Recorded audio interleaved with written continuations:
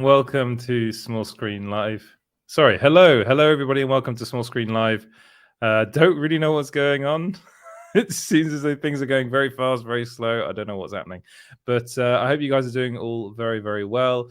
We've got lots and lots and lots of stuff to talk to you about. But before we get into all of that, if you could please like and subscribe wherever you're watching, that'd be great. If you could also share the video, that'd be wonderful as well. And if you're listening to this as a podcast, because it does come out as a podcast later on, where you can get it wherever you get your podcasts at the Small Screen Podcast. If you could give us a 5-star rating wherever you're listening to, I think it's only actually Apple Podcasts where you can give ratings. So yeah, give us a rating there. Please let it be 5 stars.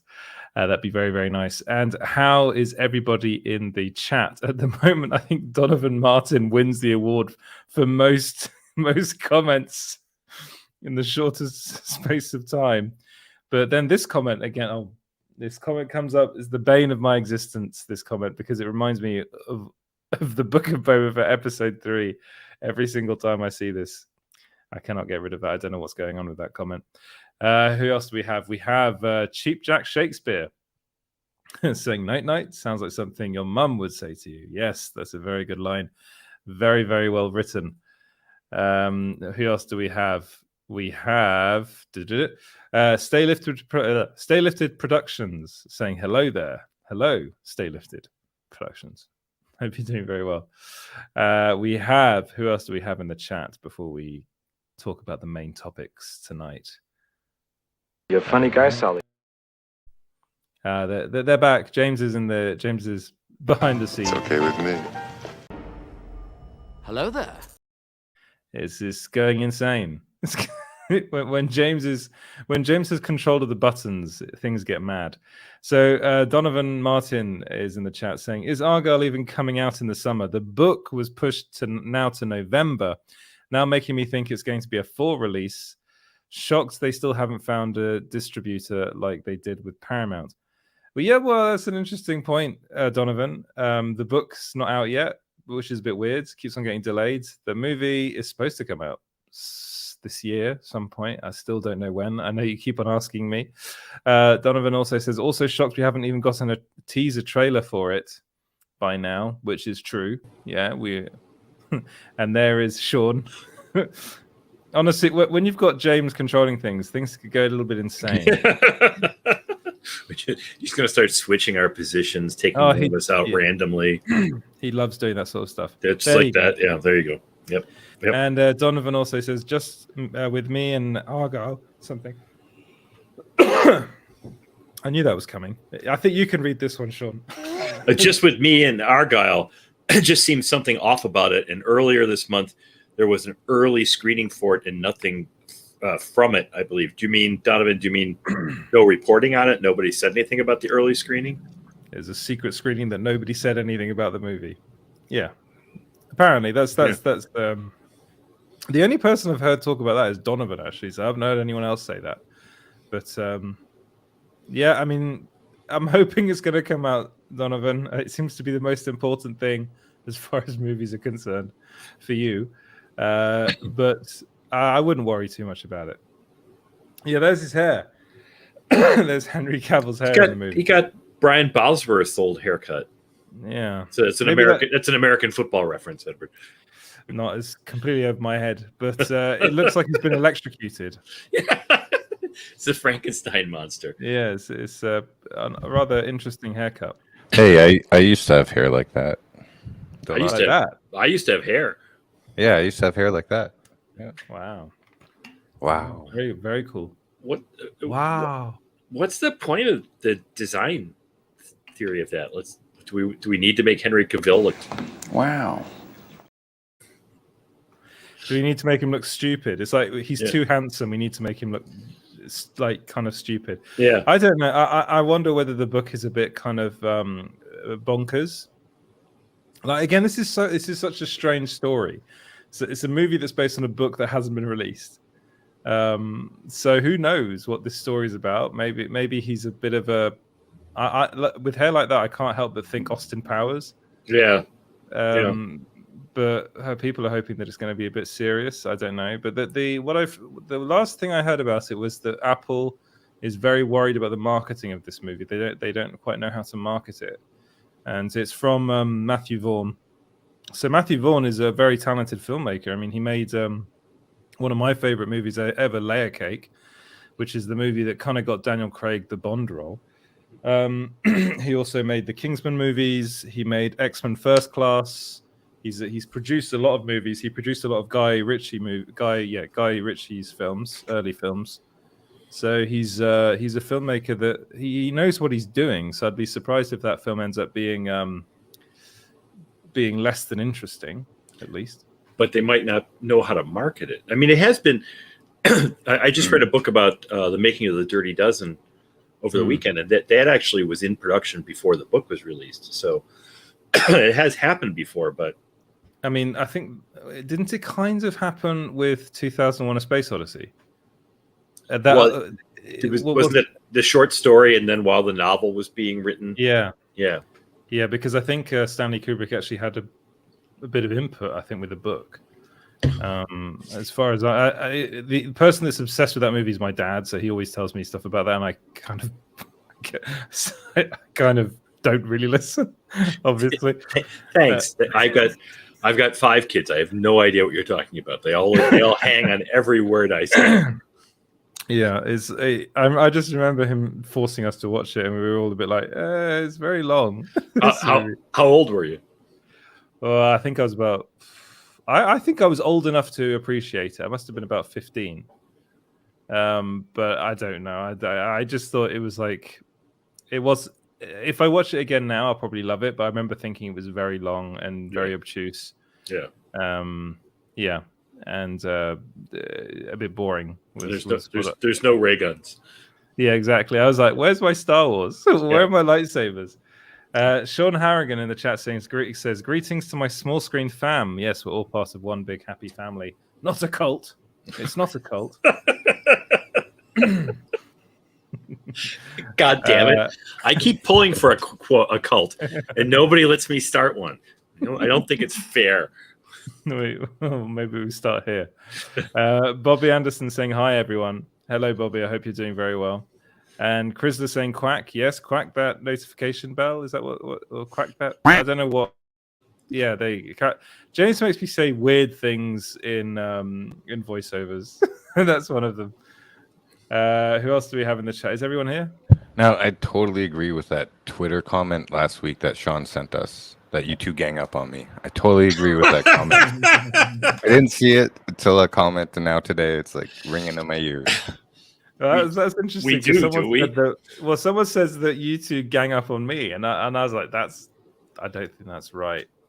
I think that what happens is you two tend to have references that I don't understand, and I just smile and kind of nod. It's like, yeah, that's what happens. That's what goes on with me. You know, as Bertolt Brecht said.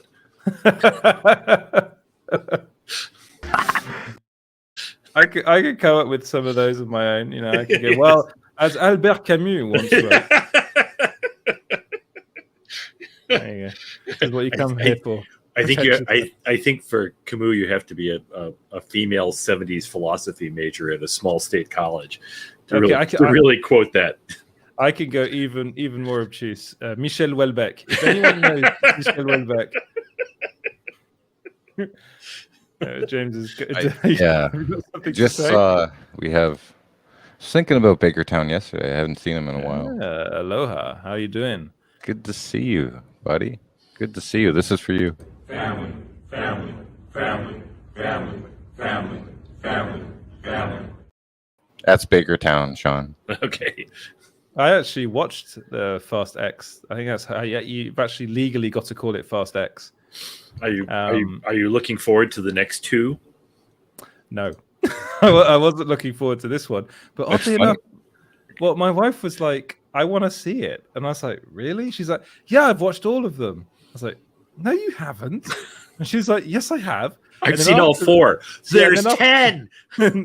After the movie finished, she was like, I don't think I've seen all of them. I was like, no, you definitely haven't. She's like, I don't know what was going on, but I had a really good time. I was like, really? I thought it was super dumb. The only thing about that film that I liked was Jason Momoa. I like a very camp Jason Momoa. I think that works. But apart from that, I was like, this is so bad. But anyway, James, I watched Fast 9 last night. I finally got around to it. I'd never seen it, and just like every Fast movie, when I watch it, I don't remember anything that happened before. It's like, oh, this guy came back, and this guy and his brother. It's like, yeah, okay. So yeah, but somehow they managed to make it so that Vin Diesel and John Cena are brothers. Yeah, in that it's one, a bit yeah. like, really? That's not very good casting. Even Charlize Theron said, "Oh, I didn't expect some Nordic in your bloodline." Whatever it is, John Cena. We all know that Vin Diesel's heritage is rather ambiguous anyway. Like he famously said he doesn't really know because he'd never met his actual birth father. Well, he sort of made his bones with a short film called Multiracial, where he's an actor just going from audition to audition with every possible ethnicity. You know, and then everyone's like, "Are you? Where are you from?" But the thing that is, the kid in the movie is definitely black. So I think they put, and that's meant to be his kid. So I'm a bit. I was watching that kind of going, this is a bit strange because this is supposed to be the kid of a Brazilian woman and Vin Diesel. I think again, honestly, this is worse than a telenovela. I do not know what's going on in this franchise. Michelle Rodriguez apparently lost her memory and then regained her memory, or hasn't actually regained her memory. Yeah, they allude to that in Fast 9, but I don't know. Yeah. When I watch Fast 10, that'll be one day before Fast 11 comes out. Yeah, I think that's what I'll keep. Yeah, well, I'm disappointed to hear this because I've been a big fan of those movies because of their strong internal logic. Yes, that's the main reason you watch those films. It's not for crashy bang bang smashy family, crashy bang bang family. It's any number of people talking like this. I mean, Michelle Rodriguez talks like that in those movies, for God's sakes. She does. And in this one, Brie Larson turns up, and it's a bit like, I was kind of like, I don't really understand. She doesn't really fit this film, but whatever. Like, I just think, for me, if it hadn't been for Jason Momoa, I would have been very, very bored. Every time he's on screen, I was like, okay, something interesting is going on. He's a good villain. He makes a good villain. The only problem with the Fast and Furious franchise is the villains always end up becoming part of this family. Right. It's because Jason Statham was a villain at one point. The only one they didn't bring back was the Welsh actor. He's his brother, Evan something. Is that his name? I can't remember his name, but he was one of the villains in one of them. Maybe he died. You see, this is I can't remember. Nobody knows, and the thing is that really, and this isn't a knock on it. Like, nobody cares. Yeah, the people who enjoy this movie, everyone comes back. Yeah. Like Han was supposed to be dead, wasn't he? He died in Tokyo Drift. He comes back. Yep. James. I've literally just seen it, so I'm thinking about it. Spoilers. There's someone that comes back. Another person that comes back that's supposed to be dead. Vin Diesel was supposed to be dead after 2, wasn't he? And then he showed up at surprise at the end of Tokyo Drift.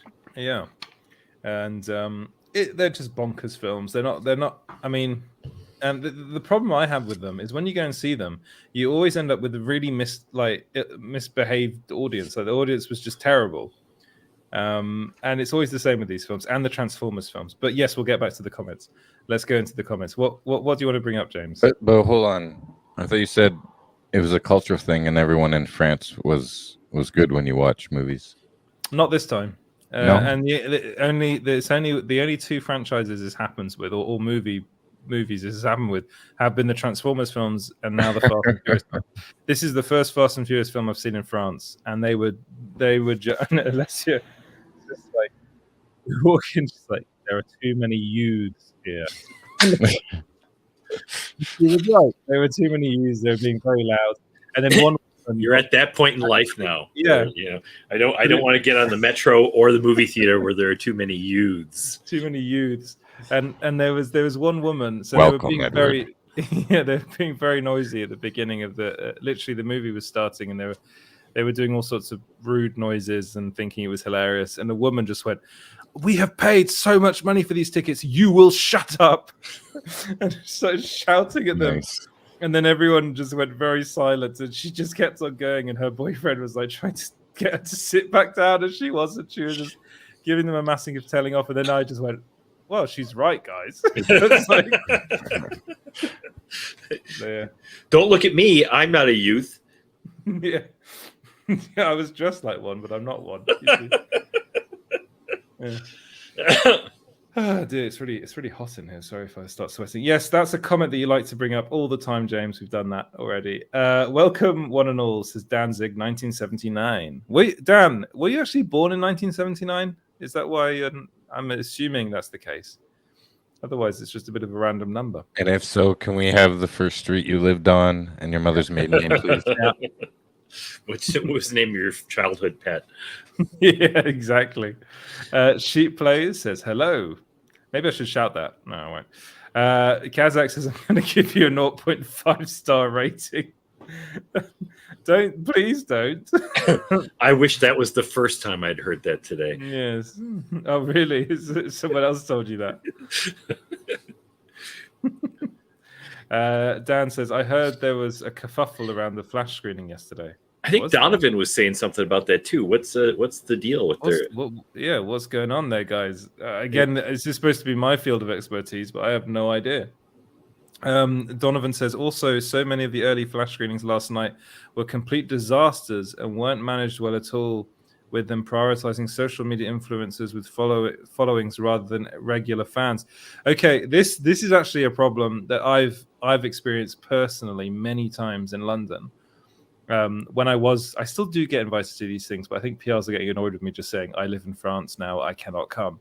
But the people that were at these screenings, so the ones that come to mind is like Godzilla versus Kong was one of them that I went to. The screening for like the Lego Movie 2, I think was one of them. None of the people in the audience were actually film critics. They were all just influencers and just spent the whole time on their phones on Snapchat. Again, who uses Snapchat? Only people that go to see like movies at the cinema, apparently. But it's just really frustrating. Like, I don't understand why they invite these people. We do.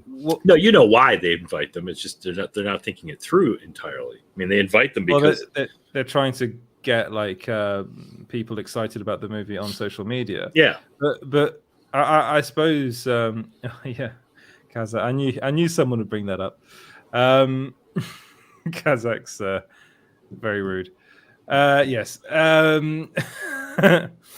Yeah, there was. I'll read the comments before I post them. Usually with Kaz, we're safe, but no, I knew the minute I said that. I was like, someone in the chat will make fun of that. But yes, it is a problem. So I'm not surprised that happened with the Flash screening. I think the screenings that probably for us mean the most was the one at CinemaCon that did very, very well, and a lot of people seem to be very excited about it.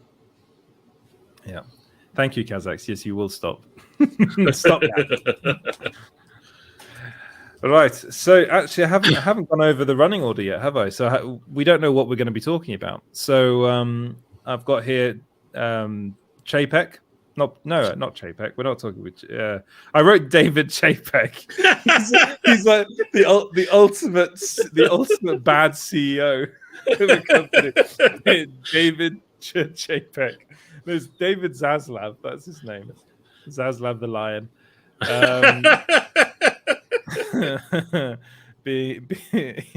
Very embarrassing speech at the Boston University commencement graduation. Also, I mean, you've got Emma Stone as well. Some news about her involving the Flash. Sorry, not the Flash. Fantastic Four film. Indiana Jones 5 reviews from Cannes.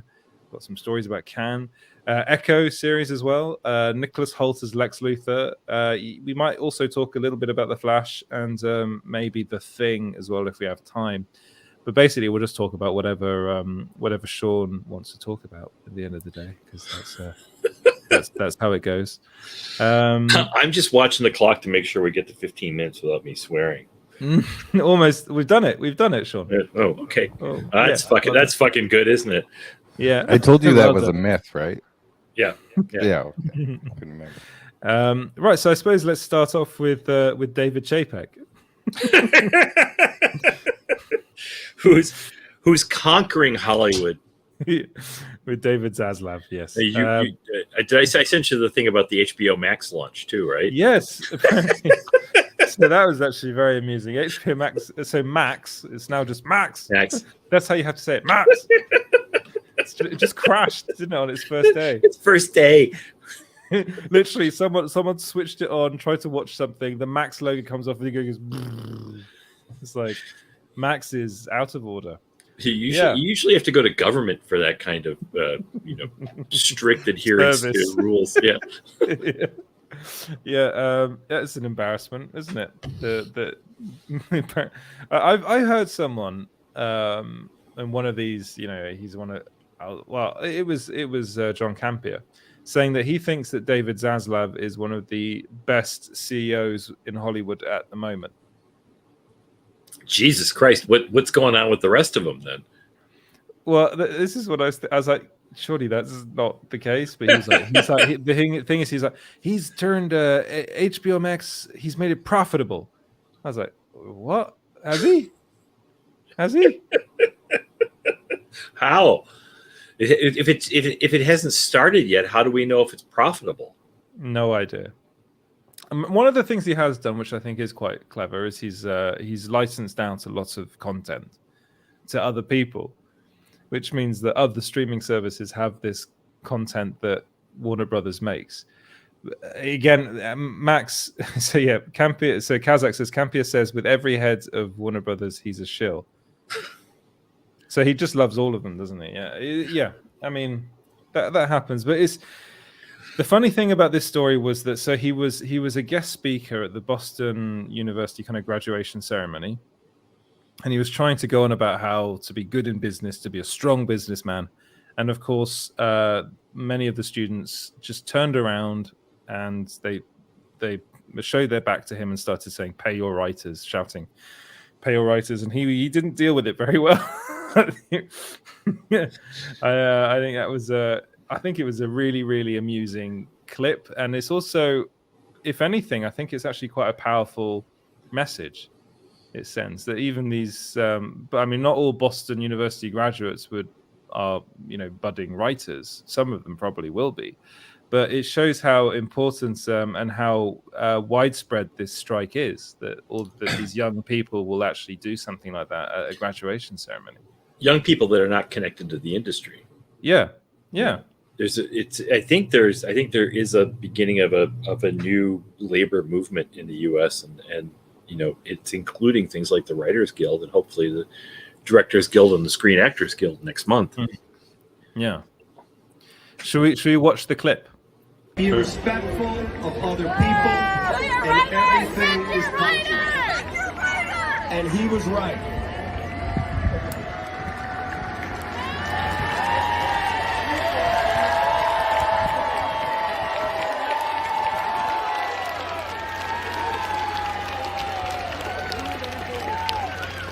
Respect and kindness is something that will change the way people see you.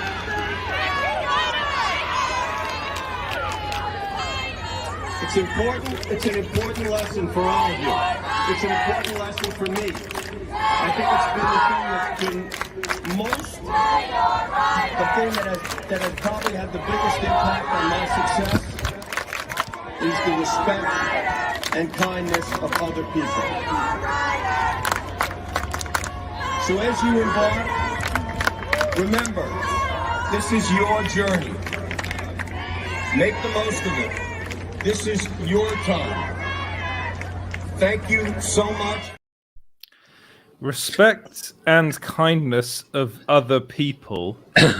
Caveat, unless you are a writer. Yeah, or unless you're one of the little people. Yeah. Honestly, you couldn't make this shit up, could you? No, if you put this in a script, they would tell you that you're making the bad guy too one-dimensional. Yeah, it's like, and also, does he always have to wear those sunglasses? It's like, Yeah, they make him look cool. They make him look like Yeah. one of everybody. That's what when you're making $250 million a year or something. What he made something ridiculous like that. You know, you got to make sure that everybody knows you're still hip and you're still down with the team. it's hip to be square, though. Yeah, as the song goes.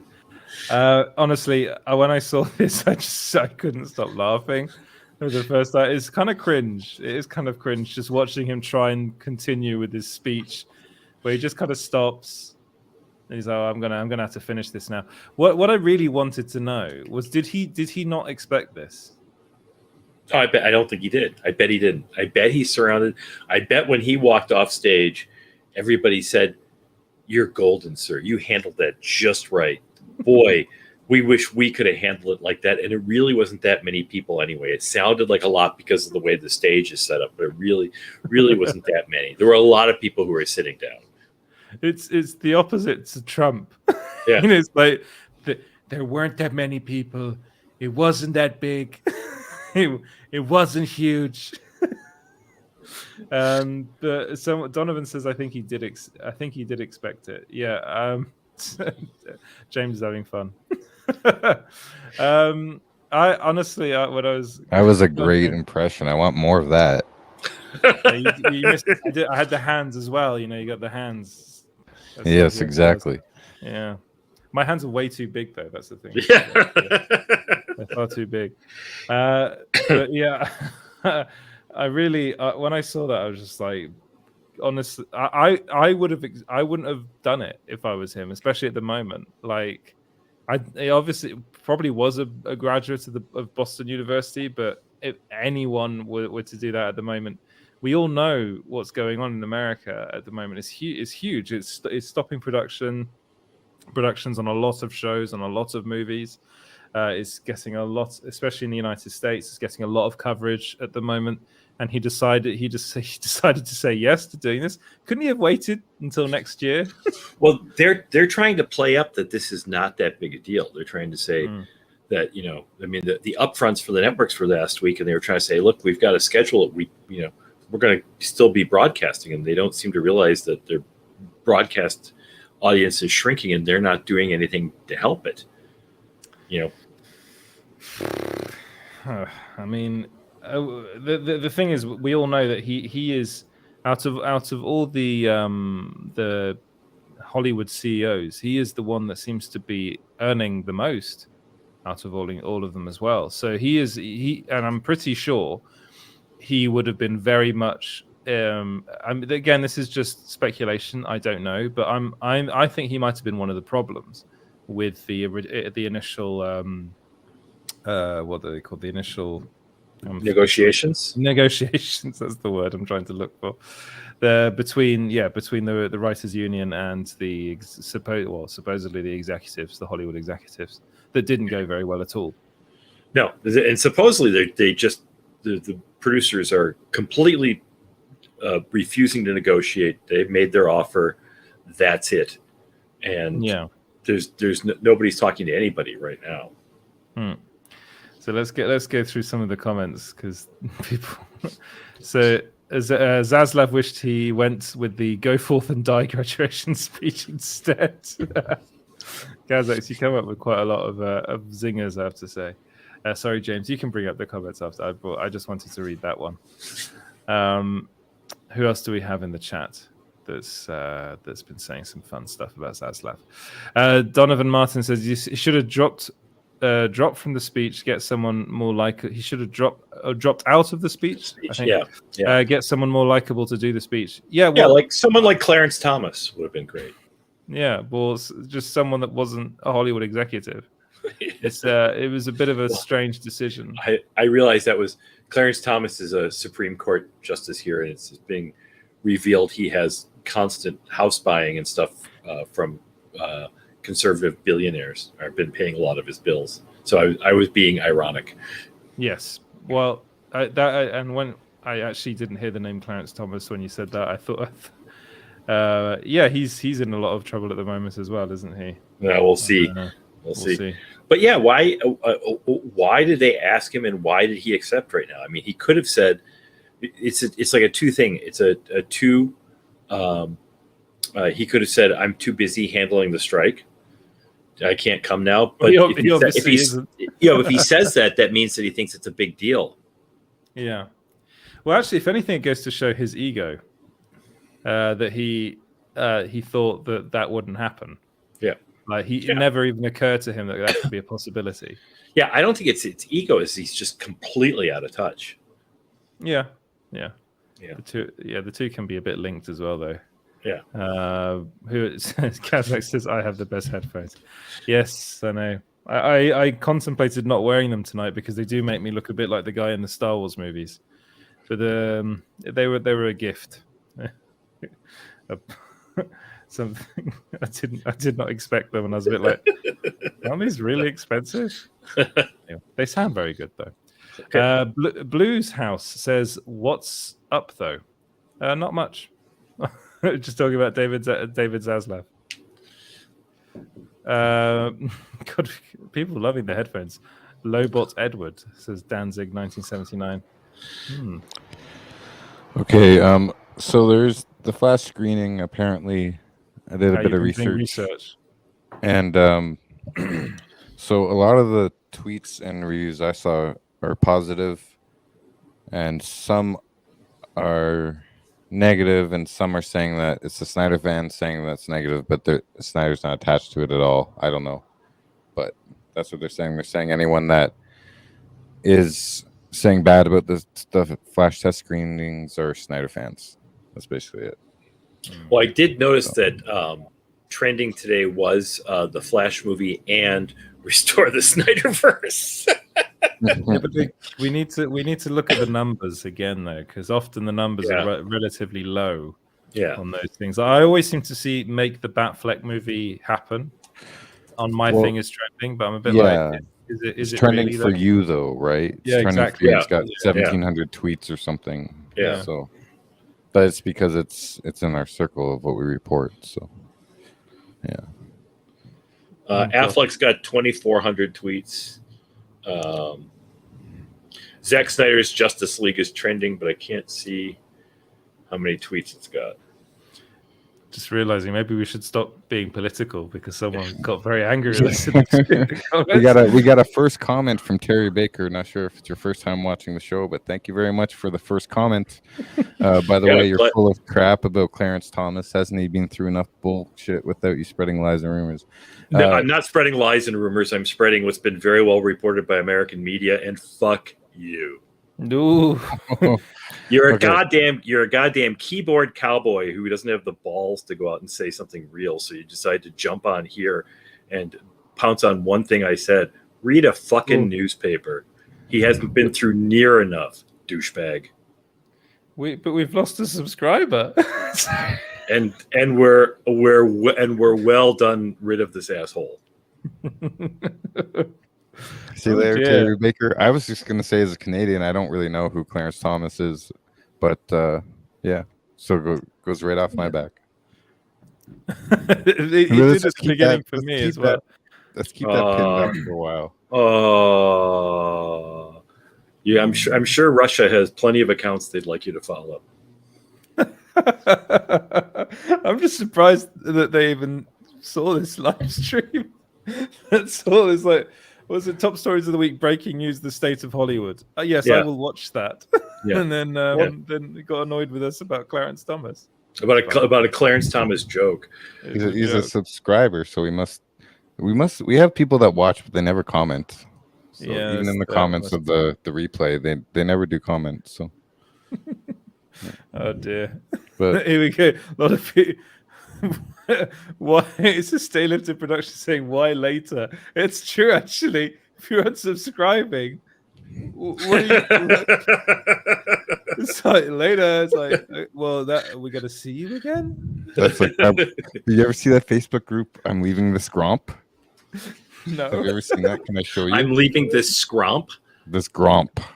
This gromp. No, it's I'm leaving this gromp. No, but you like some very obscure things, James. I've never heard that. Let me find the one that.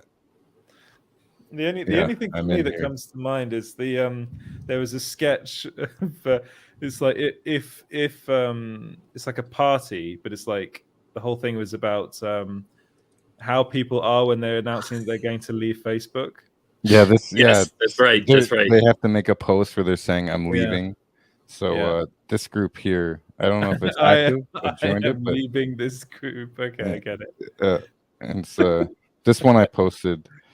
How do I leave this group? I'm getting so much spam from people claiming to be from Amazon free samples, wanting people to test expensive products, and it's fake and illegal products they want to smuggle into Canada. Thanks for announcing you're leaving. I care so much. Yeah, it's people that they write 4 paragraphs on why they're leaving groups. So Wow. that's what his I'm unsubscribing later reminds me of. And that's our reaction right there. Oh well. You lose some, you win some. That's all I can say. I'm curious now. Like, how did he find us? Why did he subscribe? Was it a Reacher video? Maybe it was a Reacher video. Maybe it was a Reacher video, actually. Yeah, maybe it was. But yeah, we He's not going to have the latest news on Reacher. Even if we get the wrong information and correct ourselves, he's not going to be around to hear it. I know. But should we move away from politics and people unsubscribing and get on to Indiana Jones 5? No, people want Terry to come back now. Come back, Terry. Come back. Oh, well. We didn't mean it, but we did. But we didn't mean it, but we did. Well, I did. You guys are completely blameless. Just So we got your back. Saying that some asshole's been sitting on the Supreme Court for 30 years has been through enough. I mean, come on. I mean, I saw some initial news reports about him and how he's very friendly with a very rich man, and they're constantly going on holidays together and having paintings done of them. Is that right? Someone bought his mother's house. That's it. He bought his mother's house. To release the Terry Baker cut. Once I Googled him, I was like, oh, okay, yeah. And then his wife that likes to say all that stuff. But this is the thing. You should never do this with James Simon, because he will find you. He's like Liam Neeson in Taken. It's like, if you unsubscribe, I will. I have a very particular set of skills, and it involves hunting people down. For unsubscribers like you. Good luck. It's like, then you got James coming through your door. Yeah, we need. Well, it sucks to lose Terry Baker, former national football star for America. Really? Yeah. Oh wow. Donovan's got a good question about Indy 5 at Cannes. At Cannes. That's how you. Yeah, the Festival de Cannes. Cannes not just a festival. Cannes a market. Where's my Shatner con? Cannes one of the major film markets, so that's why they're filming it there. Why they're showing it there. I think it's screened out of competition. I can't imagine it was in competition. In Indiana Jones and the Dial of Destiny. Yes, yeah. It was the final showing, the screening of it, and a lot of Hollywood movies do this now where they screen at Cannes. I think Quentin Tarantino's film Once Upon a Time in Hollywood did the same thing. And it got I'm sorry, Edward. I'm sorry. Yeah.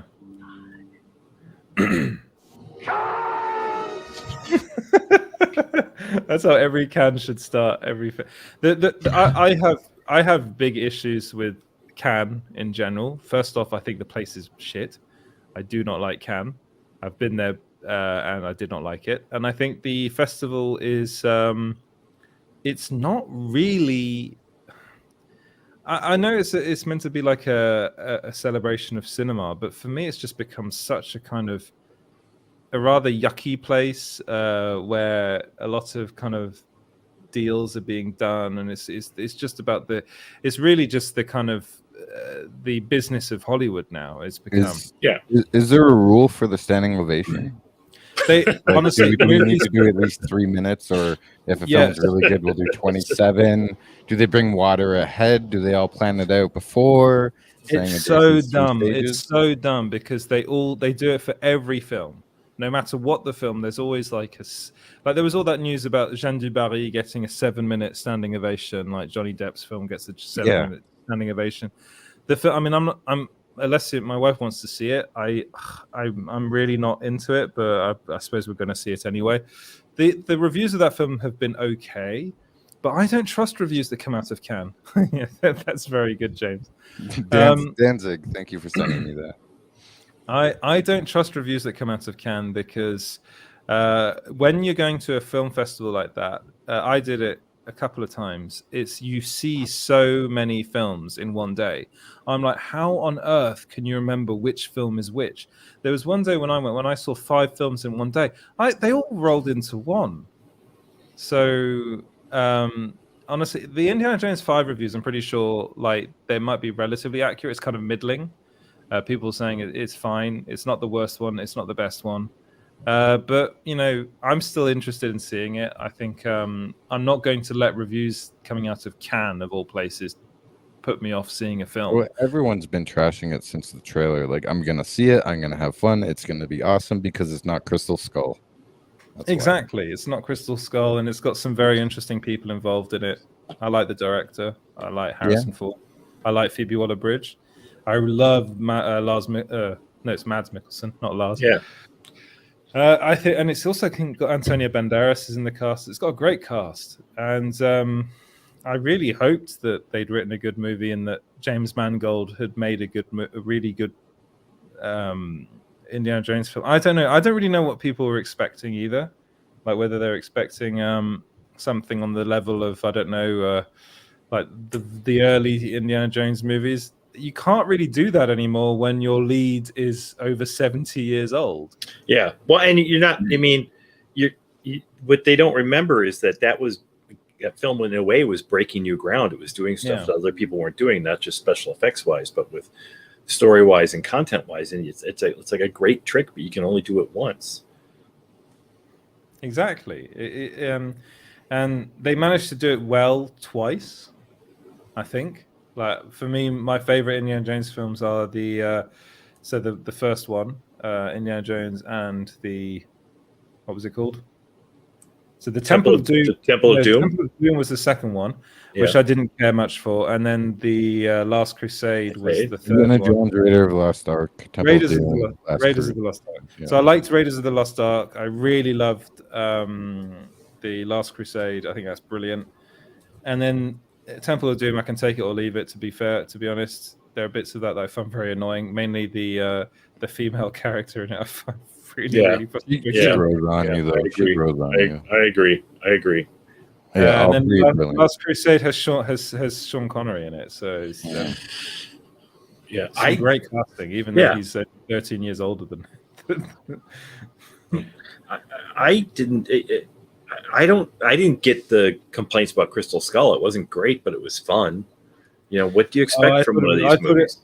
I thought it was bad, personally. Oh, so you like the CGI swinging with the monkeys? You like the death by the CGI? I said it was okay. I didn't say it was great. It was not. It was cartoon version of Indiana Jones. Hopefully, they used the same punch sound effect for each punch. They didn't even make 3 or 4 different kinds. I know this. It's the same punch sound effect. No, I'm not laughing at you. I'm laughing at the randomness of the number. and look at the first 3 Indiana Jones and how they introduce the character, and then look at in Kingdom of the Crystal Skull how they introduce him. It's just no. And then there's the whole fridge thing that I won't even get into. Oh god, yeah, that's not a cartoon, right? So the fridge now is in pop culture lexicon. It's nuking the fridge now instead of jumping the shark. It's in the lexicon. That's fridge, how bad the movie was. The fridge thing bothers you, but in Raiders of the Lost Ark, him holding onto the periscope for like 200 miles, that doesn't bother you? Not at all. Okay. Not at all. As long as we establish our ground, there wasn't even a beat there, so I completely on board. Well, yeah, because it's practical, and there is special effects and stuff. Yeah, like Edward said, but I'll take that any day and do my suspension of disbelief when I watch a movie instead of CGI swinging with the monkeys. Anthill, LaBeouf. that's Shia LaBeouf and the 50 And not just that, and what's his face, Ray Winston, being with his best accent Oh yeah, ever. yeah. quadruple agent. What was it there? Yeah. I'm actually on his side. No, I'm on his side. No, I'm on his side. Who the fuck's side am I on now? I'm on my side. No, I'm not. I just thought it was so dumb. So I'm actually a triple agent. So all right. He was doing his own accent in that movie, so it was all right. But that wasn't the distracting parts of it. John Hurt, Poor John Hurt. yeah, really poorly used in that movie. It's like He we need put- some old guy that's lost his mind. To be fair, he's poorly used a lot. It's Yeah, just he is. this massive talent that hey, Oh, John, God. we'll give you $100,000 if you show up for 2 days. Okay. You know what? He's even poorly used in my favorite movie of all time, in Alien. Yeah. Like, Oh he's yeah. Oh yeah. barely in that film. They need to do like a cop brother road comedy with John Hurd and John Hurt. That's Well, what they should call it. Well, they're both dead. Both dead. So Yeah, I know, but we have AI now. yeah, that's right. That's where I was going to go next. We'll have to use the stunning new AI technology. John Hurt. That was not John Hurt. Well, William Hurt. I was thinking of. Is the talking of accents? Is the only American actor I've ever heard that's been able to do a convincing British accent. He does it in a film that he's actually playing a Russian. And he does a very good British accent. Gorky Park. Gorky Park, yeah. Yeah. Which follows the old rule of if everybody has an accent, nobody has an accent. So we're just going to decide everybody speaks with a British accent. Really good film, actually. It's a great film. It's a great film. Terrific novel too. It's funny because it's weird because I was thinking about that the other night because I was reading that book about the Dirty Dozen. So Lee Marvin, and that was his big comeback. Yeah, he's very good in it. Even though reportedly not a very nice man, but he's very good in that film, and he does a very good English accent. Best American ever to do an English accent on film by far. He gets like the kind of my accent. It's kind of my accent really, which I think is quite difficult for Americans. He does it perfectly. What are you putting up there? Like Bela Lugosi with a cigar. Yeah. Because he had a great American accent. Bella did. This is going over my head. This is before my time. This is what I mean. I just kind of smiled and nodded along. I'm like, yes. I'm not going to say anything. Pull the string. Pull the string. His last part. That's the secret to a great relationship, though, Edward, is just smile and nod. Exactly. Baker says, what about Mel Gibson? Are you saying Mel Gibson's Scottish accent in Braveheart? It's the worst accent ever. It's terrible. He's playing Braveheart. He's not playing William Wallace. He's playing Braveheart. Yes. Yeah, Ever tell you about my history project? I've told you about my Braveheart history project. No, but now High you're school? going to. Now you have to. Well, I needed visual aids, and I was really busy. I was working after school and stuff, and did my homework at the gas station. Blah blah. Anyways, so in the morning, I knew what I was gonna do is I was gonna go to the convenience store that rented movies, and I bought the Braveheart poster, and I cut off Braveheart at the bottom, and I just taped it to the chalkboard at school, and that was my video, my visual presentation, and everyone in the class couldn't stop laughing. They just laughed for like 10 minutes, and then I started laughing, and then I cried, tears coming out of my eyes, and it was good. Mr. Brownlee's class. that sounds like fun. And what kind of grade did you get? I got A+ in that class. Yeah, Wow. I really like history, and he was a great teacher. He liked me too. So. Good, very good, very impressive. Yeah. I've never got an A+ in anything. Should we move away from Indiana Jones 5 then? And Let's talk about all my A+. I want to talk about my animation award or my. We should talk about. I'm high on lack of sleep. Yes, You should know this. as usual. We should talk about Emma Stone. And interrupting Apparently- Edward, because that's what I do. Yes, because he knows it frustrates me so much. When He's already I'm like- frustrated. Did you get that vibe from him? He's had a rough day. I'm trying to make him laugh. Now we're ganging up on poor Edward again. Oh, Yeah. So what about Emma Stone? I didn't see this. Apparently, she turned down Marvel. Apparently, she was offered the role of Sue Storm. And she Turned turned it down. Yeah, apparently she wasn't interested, and she was kind of, I think, too expensive for them, which I find interesting. I actually think she would have made quite a good Sue Storm. I was thinking, because we've got a lot of this is the kind of the story that never ends. Is like, who's going to be cast in this bloody movie? Because we've already heard the reports / rumors that Adam Driver is going to play Mr. Fantastic. Right. And then, of course, the latest one has been Daveed Diggs to play Ben Grimm, the Thing, which I think you're a fan of that potential casting, aren't you? Yeah, I like Daveed Diggs. I mean, I wasn't a Hamilton fan, but I sure liked him in it. I've liked everything I've seen him do since then. I think it's really interesting casting. Yeah. I like I like the idea of Adam Driver too a lot. Yeah. Reed. Yeah. The other one for that film is Antonio Banderas. Galactus, yeah, which is interesting.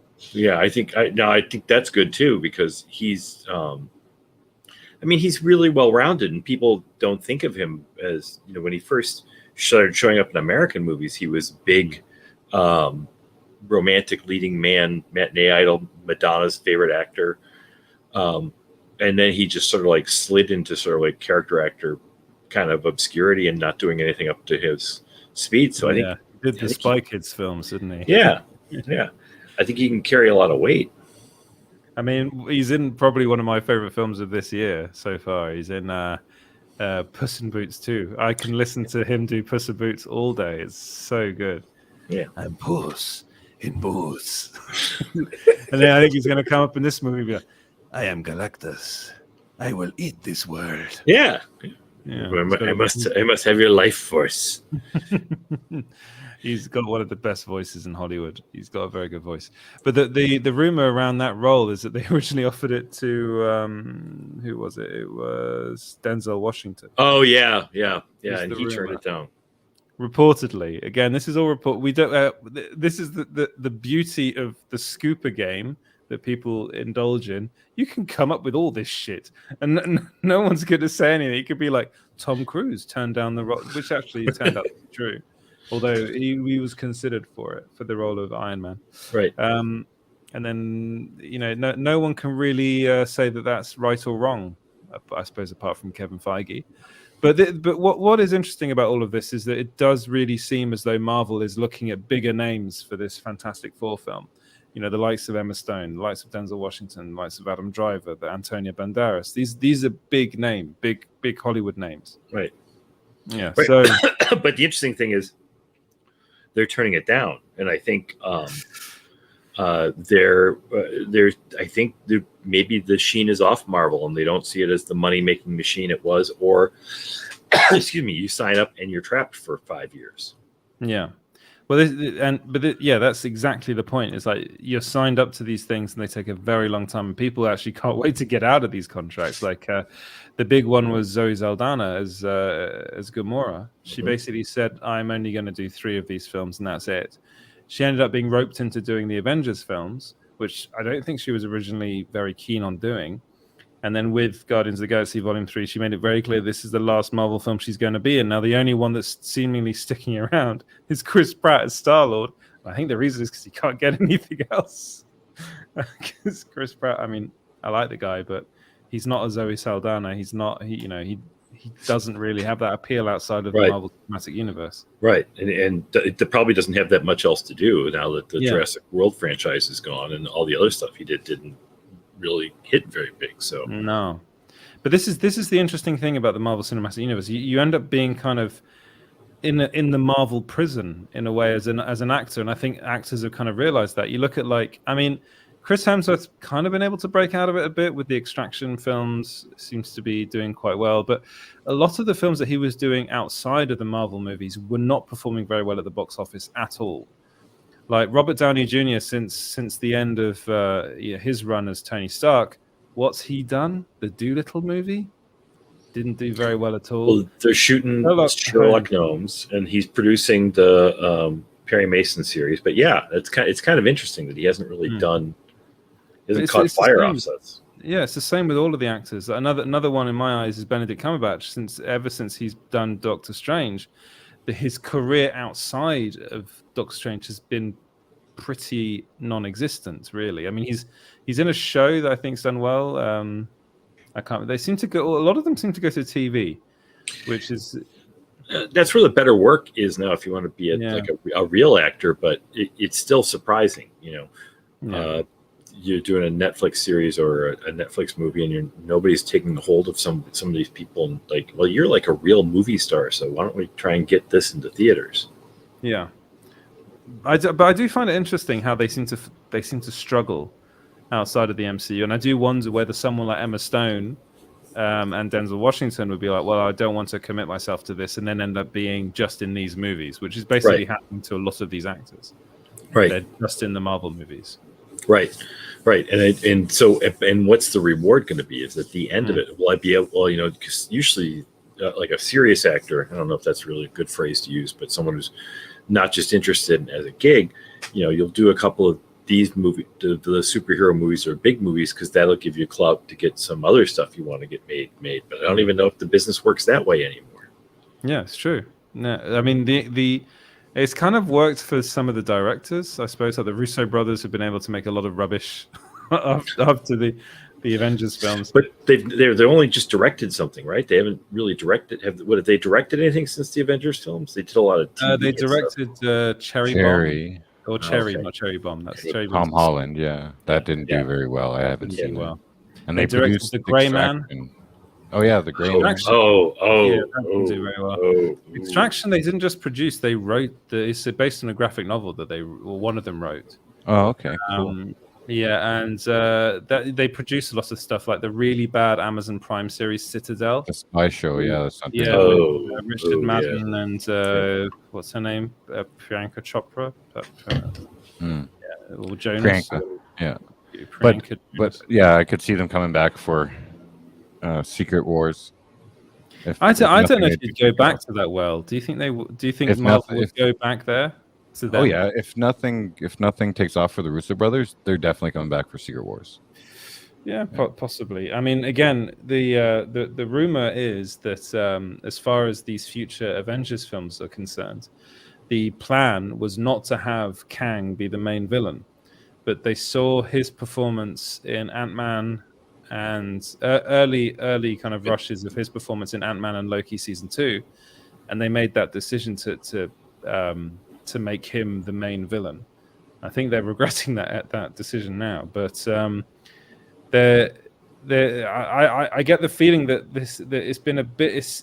Even though we're hoping for a more kind of cohesive future phases of the Marvel Cinematic Universe, I think it's still a bit haphazard.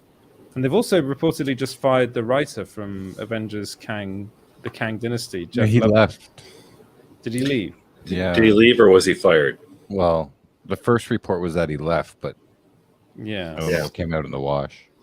And apparently the Echo series is being shelved, or is that not shelved? No, it's being released all at once.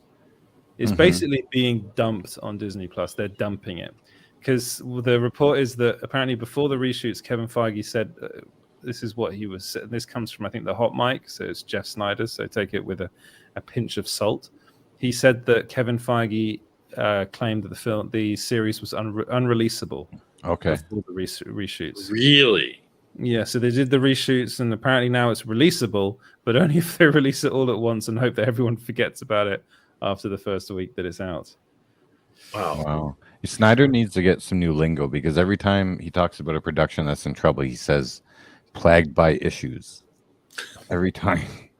Plagued by issues. But that's kind of what happens, isn't it? Everything's... I'm told that they originally shot 8 episodes and Feige thought it was unreleasable, so they talked about cutting down to 4 or 6 in post. But then they ended up reshooting it, so my source did not actually know how many episodes they wound up with. But yeah, apparently it needed a top-down rejiggering, and that Kevin was not happy with it. It sounds like he is back behind the scenes a lot more. Which is not necessarily a bad thing. No, that's a great thing, because I think he saw what Phase 4 happened, and he's like, okay, I was hands off too much on that. Now it's time to get back into it. So I don't know. I really don't know if this is just, we've got that first series of movies, and it was such a, for any nerd, it was such a groundbreaking thing. And can they keep doing that? I mean, that's what I keep thinking every time I see something new, and it's, it's a lot of meh. Meh. The Meh. the meh-cu. MEH. Meh. You. Yeah.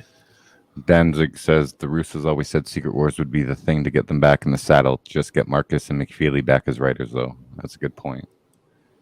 So, please like and subscribe. That's why are you guys writing that in the chat? But do that anyway. If you guys are watching and you haven't liked the video or subscribed to the channel, unless your name is, what was his name? Terry Baker. Terry Baker. Unless your name is Terry Baker, please like and subscribe. The anti-Terry Baker stream. And, Lip Jam, you are on the wrong channel. If you want to talk to us, we're on the Small Screen Live channel. I put the link in there. I don't understand. I mean, what does this is? This okay? I don't understand. If you guys follow politics in the UK, it's very interesting at the moment because there's a woman who is she's the Home Office head of the Home Office. She's the Foreign Secretary. Her name is Suella Braverman or Braverman, however people say it, and she is horrible. But she goes on about the wokarati. So, we need to stop the wokarati and oat milk drinking, university taught lefties, annoying lefties. I'm like, bitch, the country's in complete shambles, and you're going on about the wokarati. The other thing she wants to do is send all the immigrants to Rwanda. And she literally said, I know, you're shocked. Wow. She said, my dream is to see that plane leave the UK for Rwanda with plenty of immigrants on it. This is our foreign secretary. No, not foreign. Is she the home secretary or foreign secretary? She's the home secretary. Because they won't let her out to talk to people in other countries. Yeah, exactly. This is going to get. But now the new thing that's come up, you guys call us woke. I'm going to start talking about politics. Yeah, I got an election going on here, and we get all about that with the wildfires going on, Edward. Oh, sorry. That's right. Yeah, that's right. Yeah, is it woke to talk about the wildfires? It's too hot right now. I wanted you to finish what you're saying though. Well, so the new thing that's come out is she didn't want to, so she got a speeding ticket. Suella Braverman got a speeding ticket, and she asked her aides. So in the UK, if you get a speeding ticket, either you pay the fine and take points on your license, or you take a speeding awareness course where you have to do it with multiple people, and you all talk. It's like an AA meeting for speeders. And you all talk about what you did wrong and what your experiences were. And then basically she didn't want to take the points and she didn't want to take the fine because I think she's already taken a lot of points on her license and taken a lot of fines because the bitch be speeding all the time. And then she didn't want to do the course because there are other people in the course and they'll all make fun of her and be like, oh, Suella Braverman was on our course because she's speeding. So she asked her aides whether they could organize a private speed awareness course, and her aides were like, no, we can't do this. Civil servants, we cannot do this. This is a breach of the ministerial codes because you're asking us to do something to sort out your personal life. This is your personal life. You should sort that out yourself. So technically she should resign, but she's got places to go. But honestly, the government in the UK is a total mess at the moment. It's a very becoming very right-wing government, with the richest prime minister we've ever had in Rishi Sunak. Literally, I think one of the richest men in the world. His wife is the daughter of one of the richest Indian businessmen. So I think he's worth over £700 million, which is bonkers for a prime minister. Wow. I think he's literally richer than the king. I was going to say the queen. The queen's dead. Yes, it's not been a very good year for Britain. And there you go. That's woke talk for you. So here, in the pandemic, our premier was Jason Kenney in Alberta. I've lived here 5 years now. 5 years. And April 1st, I moved here actually on April Fool's Day. But anyways, Jason Kenney And then you mishandled stayed. You're like, I'm here. yeah. He mishandled the pandemic, fired a bunch of nurses, blah, blah, blah. And then he resigned and got his big oil money payout or whatever. And this Danielle Smith took over. And basically, she was just appointed. There's no election for her or anything. She just took over, and she's got one of those signs on her mantle that says, "Don't tread on me," and stuff. And then there's links to like right wing groups and stuff. I don't. It's the UCP parties. It's nuts. They used to say "Make Canada Great Again" until January 6th, and then they scrapped the whole following Trump thing. But they banded a bunch. Make Canada great again? Yeah, or yeah, that's what they were gonna, or make Alberta great again, or something. But a year, 2-3 years ago, they disbanded over like 100 fire towers or something, and fired a bunch of firefighters. And now there's over 1 million hectares of wildfires all around Saskatchewan, and Alberta, and stuff. And there's an election going on too. But my main thing is I see these election signs that says "Re-elect Danielle Smith." But in the small print, it's "Re-elect UCP party," and then her name. And so she wasn't even elected.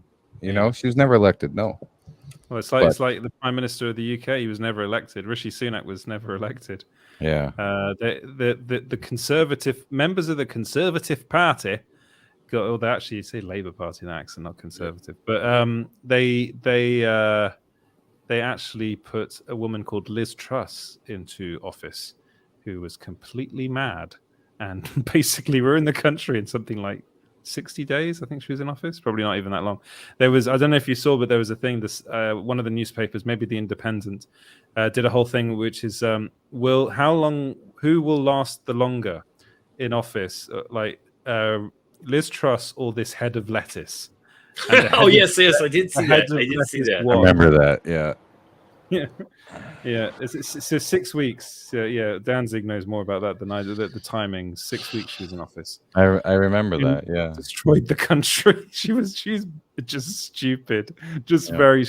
She believes in this kind of weird economic like theory where if you basically stop taxing the very rich, the economy will boom. Oh God, that still? I thought we were over that. Because that was the whole Reaganomics thing. Yes, it's very close to Reaganomics. Yeah. The trickle down theory. Yeah, which is just bollocks. it's just the poor get poorer and the rich get richer. That's all that happens. Yes. EJ says, "Hello there, guys. Been under the weather the past few days. Just woke up from a nap. What did I miss? Well, we lost a subscriber called Terry Baker because Shaun's really mean. Because we made a political joke, and now we're talking about politics because we're woke."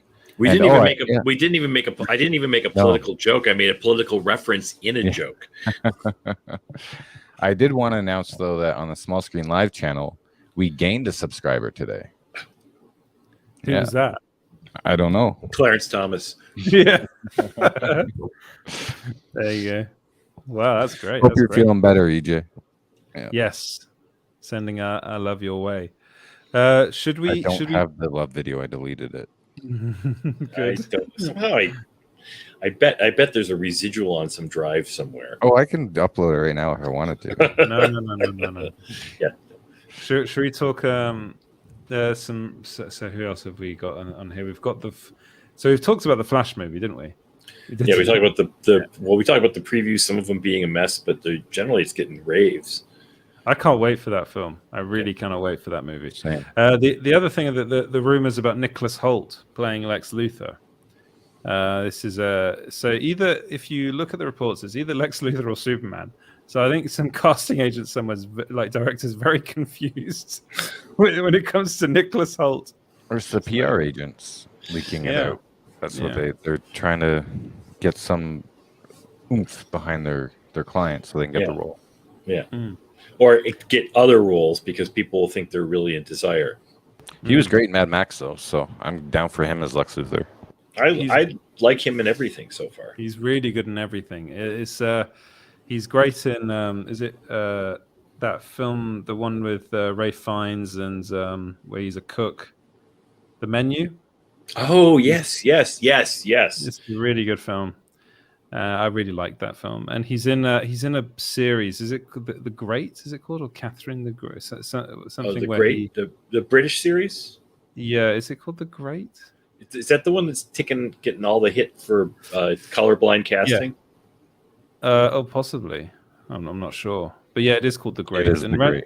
Yeah, and Renfield, which is a film that I really want to see, even though I've heard middling things about it. I just love the idea of Nicolas Cage playing Dracula. He has he played Beast too. Yeah. He's in the X-Men films. I do want to see Renfield though.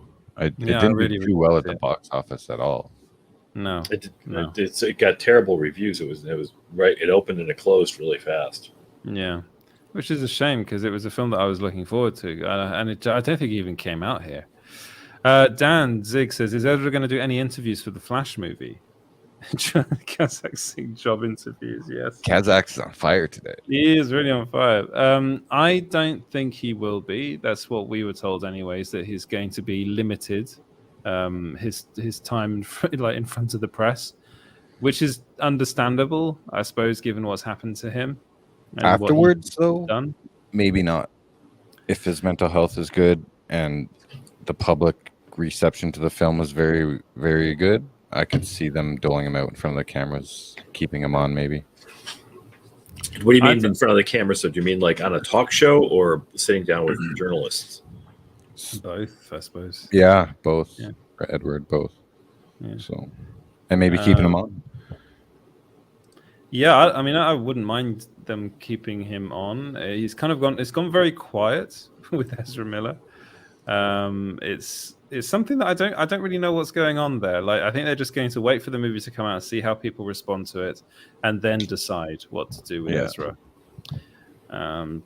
At the moment, I'd be a bit surprised if Warner Brothers was to put Ezra on camera and talking to journalists, because I just get the feeling that Ezra's a bit of a loose cannon, and even though they might be getting better, there's always that kind of Ezra. Even before all of this was a bit weird in interviews, so they're not the best at promoting films, really. Maybe leave that with other people that are in the film. Maybe leave it with Michael Keaton. Leave it with Sasha Calle. Leave it with the other cast members. There are many that they could use. 3 weeks to go. Yeah, that's true. It's 3 weeks out, and we still haven't really seen that much. Like, there hasn't been like any kind of cast interviews or anything like that about the film. Yeah, there you go. So that's the Nicholas Hoult as Lex Luthor. I think he looks quite good as a young Lex Luthor. Thank you, Krista, for sending that to me. Yeah, it looks great. Yeah. There's somebody said Bryan Singer said that Nicholas Holt's his ideal Superman. Danzig said it. Yeah. Bryan Singer. Is he actually saying things? Oh, this is Jack the Giant Slayer. Okay. This is before, when he was still way back in 1979. Yeah. But he didn't cast before Nicholas Hoult was born. Yeah. Bryan Singer had, as was prophesized. Did he must have made that film after Superman Returns then? After Superman Returns. Yeah. Superman Returns was around the same time as About a Boy, wasn't it? When was About a Boy? Jack the Giant Slayer was 2013. Okay, yeah. So that would have been like Returns was 2007, 2008, wasn't it? Yeah. So he would have been very young. Yeah. Yeah, a bit too young. But probably perfect time now, but who knows what's going on with that film at the moment. Only James Gunn seems to know what's going on with that movie, and every time anyone says anything about it, automatically gets a slap.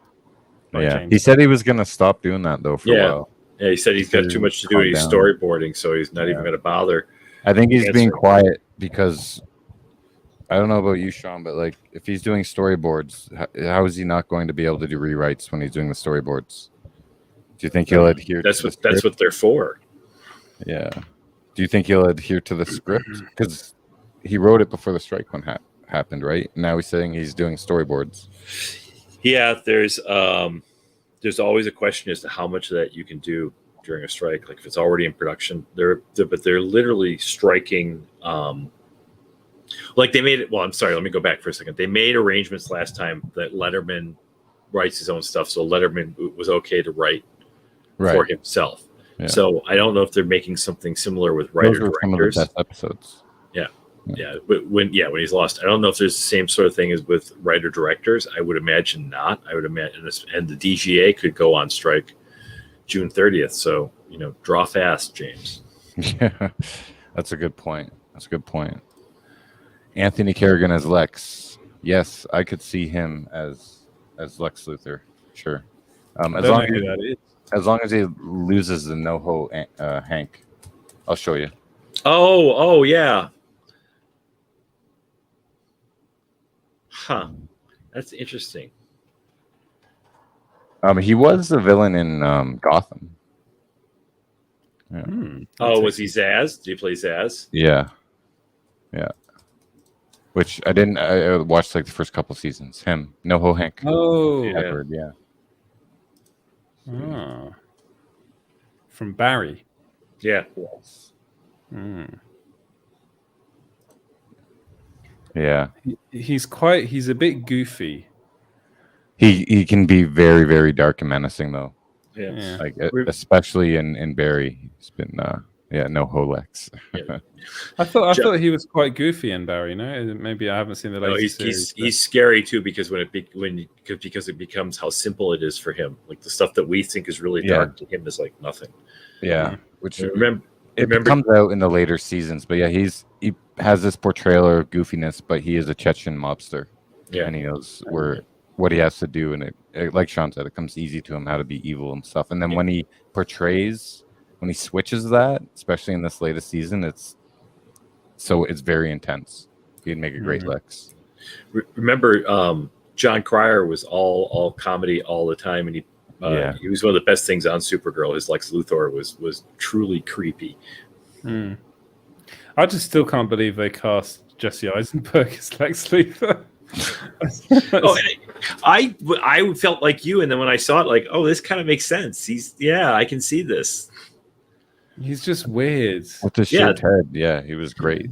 But he feels like we're in the 21st century. He feels like a Silicon Valley guy gone nuts. Yeah, I mean, that was what they were going for. Yeah, and that was one of the things that worked in the movies and for in me. The Ultimate Edition, like he wasn't that goofy. I mean, he was goofy, but they got rid of the whole Jolly Rancher monologue and all that stuff. It made a lot more sense. He's more. Remember, in Superman the movie, Gene Hackman is really goofy, and then he hits that map, and all of a sudden he makes a turn, and he's the scariest guy in the rest of the movie. Yeah, so definitely Anthony Kerrigan for Lex Luthor. That's what I think. That'd be cool. Yeah, I can see There's that. him as Zaz. Yeah. Do you reckon they're going to make Superman and so they're going to make Clark Kent and Lex Luthor childhood buddies? like they used to be, they used to be in the super. That's what it was. The Superboy. No, in the Superboy comics. Yeah. It was the Superboy comics up until the Crisis. Superboy and Lex had gone to high school together, and Clark and Lex and Superboy and Lex were all best friends. Because apparently Lex was brilliant, but not brilliant enough to figure out what this guy looks like without his glasses. But there's an accident in Lex's backyard lab, and Superboy is someplace else and can't get there in time. He gets there in time to save Lex, but the combination of the chemicals made Lex bald, and he blamed Superboy for it, and that's the beginning of his intense hatred for Superman. That's I didn't make that up. That's what the comic book mythos was. That sounds amazing. Well, in Smallville, they were friends growing up, and then in the last season, I think it was the last episode, they wiped his memory. Yeah, they did that old writing gag and then just wiped his memory. So, you're all done high school now. You're going off to Metropolis. Oh, you can't remember anything about Clark. Danzig says he'd like to see Chuck Woody from Guardians of the Galaxy Volume 3 as Lex.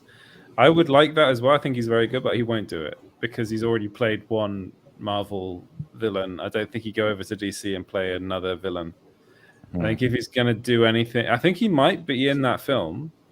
He's definitely one of the actors that James Gunn has become very fond of, and he had him in Peacemaker, and then he cast him in Guardians of the Galaxy Volume 3, and James Gunn has already said at least one of the cast members from that movie is going to be in Superman.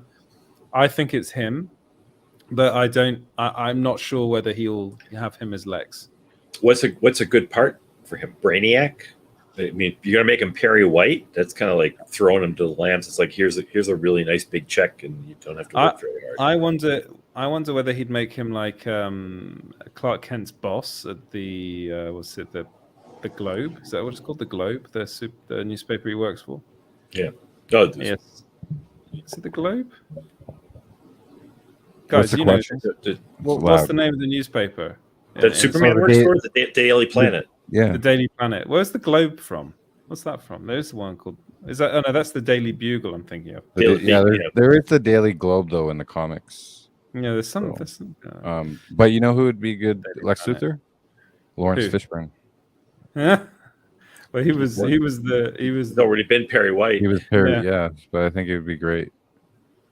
Oh, is Perry White the boss? Is that who you were talking about? The newspaper boss, yeah, the guy. Okay. I mean, when it comes to the names, I'm terrible. I can never keep up.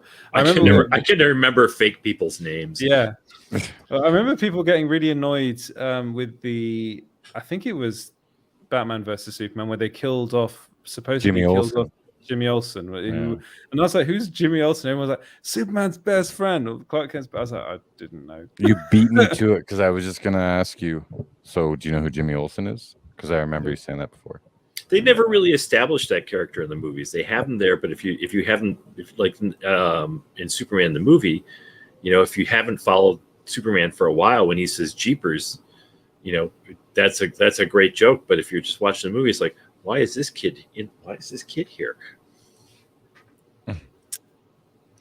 Michael Rooker as Perry. He might be in it. Too many B movies. That's what he's doing. He might be in it though. Like him and Nathan Fillion. Yeah. Well, one of them's an actor. Did I see Nathan Fillion in the latest Secret Invasion trailer? No. I forgot to look that up. As Captain Hammer.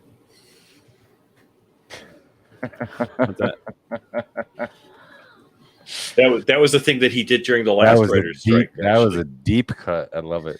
So when the last writer's strike happened, like I said, writers were allowed to do certain stuff. So Whedon did a bunch of it did a superhero parody. I think it ran 6 parts. It was a musical with Neil Patrick Harris. Come on.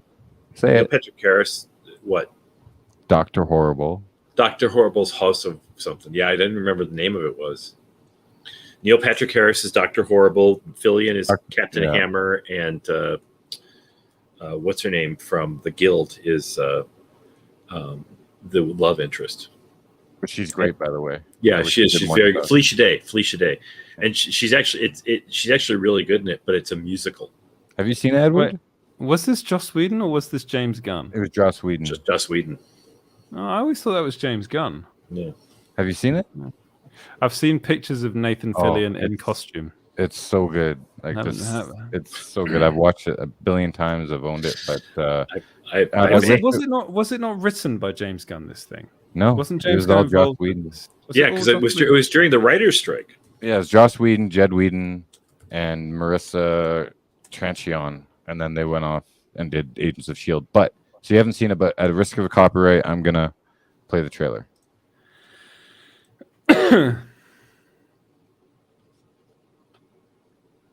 Very, very long beginning. There's no well, we're definitely not going to get a copyright because we've got no sound. 1 sec. Kaz, I'm sorry. I'm sorry about picking on Nathan Fillion. We don't need anyone else unsubscribing. We only want people unsubscribing for the right reasons. Yes. For every day. Oh, that's Nathan Fillion, that voice. And I recognize that immediately. For every day. What is going on here? So it's the wind, dude. It's the wind. Yeah. I think it might be. The wind's attacking your hydro. No. No. No. For anybody from Ontario, Canada out there, hello, hydro reference. That's what I still say over here. And they're like, what do you mean hydro? Yeah.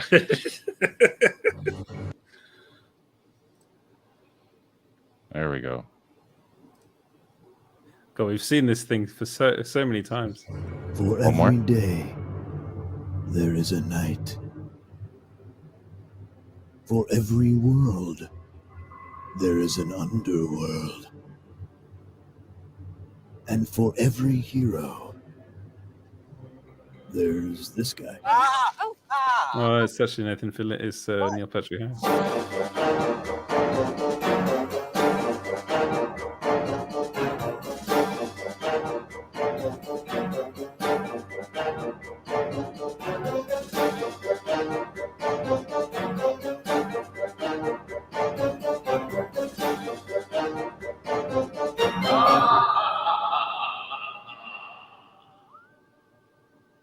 So that's, coming along. Yeah, it was great. And the last episode was great. It's just great. Have you ever watched him in a series of unfortunate events? Neil Patrick Harris. No. Yes, he's good. He's very good. The show's not so good, but he is very good. Yeah, I really liked him a lot, but the show was annoying enough that I couldn't stay with it. Yeah, I kind of stopped as well. I mean, I was very impressed with what he was doing. Again, that's the movie I quite liked with Jim Carrey. I thought he was, again, very good in the movie, but the movie itself was bad, which is a kind of interesting thing about that world. Just can't seem to quite get it right. It doesn't seem like it translates well. I mean, it's got the well-intentioned people doing work that's really hard, but it just doesn't work. Maybe it's just can't be done. Yeah, maybe it can't be done. I think before we end the show, we should probably talk about Ray Stevenson, who very sadly passed away at the age of 58, rather suddenly. I'm pretty sure you guys all know who he is.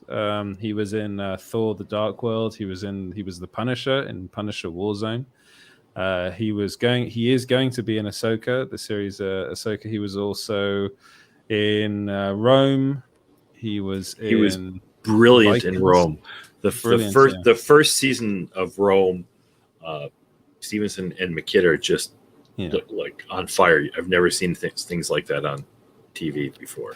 Rome was so good. It was only one season, wasn't it? They got in the end. It was 2 seasons. The first season's really good, and the second season's like. Do you guys remember what you did in the first season? Yeah, and then it ended up getting cancelled, didn't it? That show. Yeah. But boy, the two of them in the first season are just amazing. Oh yeah, Kill the Irishman. Yeah. Oh yeah, news. I got Irish citizenship. Oh. Yeah. So I'm allowed to stay in Europe. Hey, congratulations. Thanks for lording that over me. But congratulations. I'm happy that you get to stay where you've lived a good part of your life. Exactly. Yeah. But anyway, let's go back to Ray Stevenson. I was really shocked when I saw this. I thought, that couldn't be. Have you seen? I haven't seen this film. No. That was great. Definitely watch it tonight if you can. I should watch that. Well, he said it was. I was shocked too, and really disappointed because I was really looking forward to anything he was in. But they said he'd been in the hospital for a few days. Yeah, so he was actually filming in Italy. I think he was filming an upcoming movie because he's married to an Italian. He was married to an Italian, and I think he might have collapsed on set. But they were keeping it all very hush hush at the time. Like I think he went into hospital and then unfortunately just passed away. Very sudden. It was a very sudden illness. That I mean, it happens sometimes, but it's kind of crazy because he was literally just a couple of weeks ago at Star Wars Celebration, looking very healthy and very fit. So it's a bit, And when I saw that, I was just like, oh no, because he's such a talented actor, one of the best voices in Hollywood.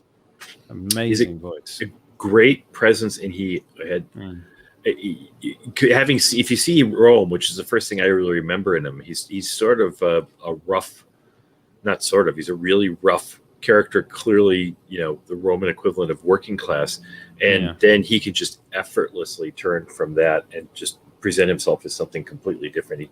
The way he stands, everything's just so well thought out, and you just stop thinking about it and really enjoyed the characterization.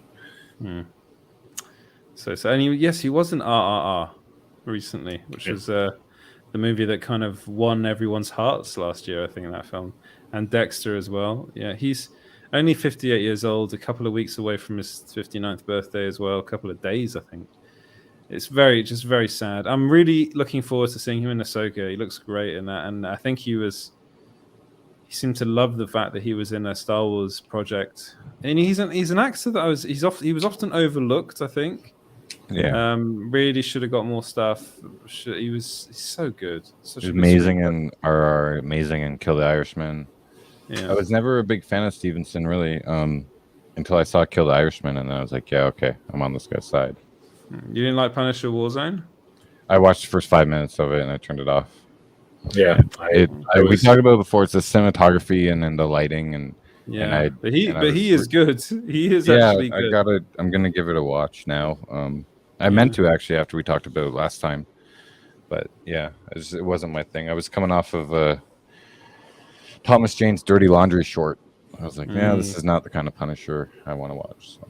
Oh, see, I really liked. I didn't really like the film, but I really liked him as the idea of him. And the Punisher's actually, I'm starting to be one of those things where I'm thinking doesn't really adapt well into other stuff. I mean, he's great as a secondary character, but I actually think Dirty Laundry is one of the best Punisher things I've ever seen. Yeah. Unless you go a Garth Ennis route where you make him the only grounded character in the series and everyone else is laughable and goofy, then that really works because it really narrows down his seriousness. Yeah. That's why, and it works when he interacts with superheroes too, because he's the only grounded, serious one, and then you have Spider-Man showing up in pajamas, and it sets that vibe, and everyone takes that as Garth Ennis hating superheroes, but he doesn't. He's just playing to the strengths of the other characters he's writing. It's just he's attacking. He's going after it, looking at the characters and figuring out the story, as opposed to thinking, "Hey, what would fans really like?" Correctly. Let's have the Punisher get a flying saucer. Or have this 8-foot Russian throw him off the Empire State Building, about to, and then Spider-Man shows up and Punisher uses him as a shield. It's great. I don't really want to end. Oh my god, he's talking about comic books and Garth Ennis again. I like Garth Ennis. He's quite rude, but I do like Garth Ennis. When you're 17, 18 years old, in the early 20s, it's good to read Garth Ennis. Yeah. I think that's his kind of age. That's the perfect age to read Garth Ennis. If you want to go to younger, then read Mark Millar. But Garth Ennis, Sylvia Plath, and Ayn Rand. Those are the ages where you're allowed to really dig all those things. If you go a bit older, you can start reading is it Ed Brubaker. Well, you can start with master level is Christopher Hitchens. Yeah, you can start Ed Brubaker at 16 if you want to read his Winter Soldier one. That's fine. You can start there. Yeah. Have you read Kill or Be Killed, which he did? Did I read? Was that Brubaker? That's Brubaker. Yeah, I read all his stuff except I didn't read the one.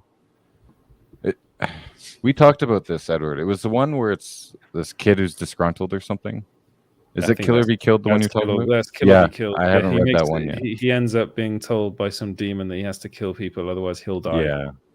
I just wasn't in the mood when I was reading all Brubaker, and you told me about that one. It's like, not really there. I want more noir and detective stuff, more Elmore Leonard kind of stuff. Hasn't he done novels too, like proper novels? No, Brubaker? No, I don't think graphic novels. So. No, I thought he had. Actually, maybe he has. I don't know. I can't say for sure. But his. So you've got me on his. Is it Reckless? Is that what it's called? Or the series, James, that you told me to get? Oh, no, is it Criminal? It's Criminal, and then there's also Reckless. Yeah. So Reckless is the one where he owns a theater. Those are great. Those are the ones I told you to watch, and then Criminal to read, and then Criminal I'd read afterwards. Bad Weekend is also in the Criminal universe. It's an offshoot, and then there's the Fade Out. I haven't read them yet. Then there's the Fade Out that he did, which is really good. It's about Hollywood script writing. And then there's the other one that he did, Fatale, which is good as well. I enjoyed that. So there's a ton he's done. And his own stuff, not like DC or Marvel. Yeah, that's Image. That's Image Comics that did that. Yeah. And I agree, Danzig. Steve Dillon's art and Garth's writing is a chef's kiss, big time. Even there's actually a series that's Punisher, Bullseye, Steve Dillon's art, but it's not Garth Ennis's writing, but it's really good because it's kind of like, because you have Steve Dillon's art, you can actually do a kind of a Looney Tune-esque kind of, and that's basically what it is. It's like Roadrunner and Coyote, right, in the comic book, and they're all trying to one up each other. It's great. So that they did Preacher together, didn't they? Yes. Garth Ennis and Steve Dillon. Yeah. And then they did the Punisher one too, the one that I was referencing, which I highly recommend. I do know some comic book stuff. You know a lot. Yeah. Yeah, well, I was reading Denny O'Neil and C.C. Beck Shazam See you later, Shaun. None of that today.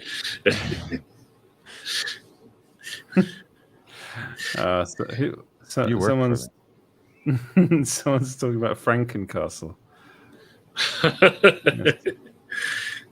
Danzig, thank you, Dan. Gentlemen. Yeah. Please subscribe, even you, Terry. Thank you, Danzig. We appreciate it for the super chat. Thank you. You know, you lose a Terry, you gain two Danzigs. Yes. There you go. Every time a Terry leaves, we get £5. Yeah. Hit it for 6. Right, I'm gonna have to go off to bed, guys, because it's quite late for me now. But I'm gonna have to go out for dinner. And I've lost internet once already, so it's a good time to end it. So I think we should end. Thank you so much, guys, for watching. Shaun, where can everyone find you? Before we end, are you doing? There's a new thing, isn't there, that you want to do? Oh no, how is Len? Shaun? Len, who's Len? Len who? Ben Kaminsky. Oh, last I checked, thank you. Last I checked, it was very close to making its goal. It is. It's at $14,379 US. I thought it was 16,000. Yeah, I thought it was 14.7 or something like that. So I don't know how Len is. I don't really know Len. I know people from Malibu. I worked at Malibu, so I wanted to put this up. Thanks for putting it up again, James, to tell people about this. You know, he's a writer, worked for every major publisher, was one of the co-creators of War Machine, turning Rhodey into War Machine, and he was hit by a car, and he has apparently been in a home where he has not been getting very good care, in a extended care home, and they've pretty much stolen all his money from what this says. So if you can throw a couple of bucks Len Kaminsky's way to help him out, companies, it's amazing to me, and this happens all the time, that creators that we all know and whose work everybody followed and everybody knows get in some sort of health situation and they can't get out of it. So yeah, they it happened to Mike DiCarlo a couple of years ago as well. Yep, and Peter David even. Yeah, Norm Brayfoyle. Yeah, Brayfogle. Yeah. Great, poor Norm. He'll always be Brayfoyle in my brain. So if you can check out this GoFundMe, please do, and give Len Kaminsky a hand. He's done a lot of work everybody's enjoyed, and he deserves better. Yes. Throw a couple bucks his way, please. Thank you. Thanks, James. No problem. Thanks, James. Yes. Thanks, Bobby. Thanks, Bobby. Yes. And thank you, Danzig. Thank you. And thank you, Terry. Okay, Edward, you can play us off now. Thank you, James. Thank you, Edward. There you go. Where can we find you, Shaun, as you get the wind up from the music? I'm Cheap Jack Shakes at Instagram and Twitter. And James, where can 42cutcom on Twitter, and at that James Guy 42 on YouTube if you want to see my silly Star Trek videos. Yes. Or a fish laughing to Darude Sandstorm. It's called Darude Sandstorm. Or Wolverine cosplayers dancing to music. Whatever you want to watch. Comes out of my brain when I need to de-stress. Edward, where could we find you? You don't find me, I find you.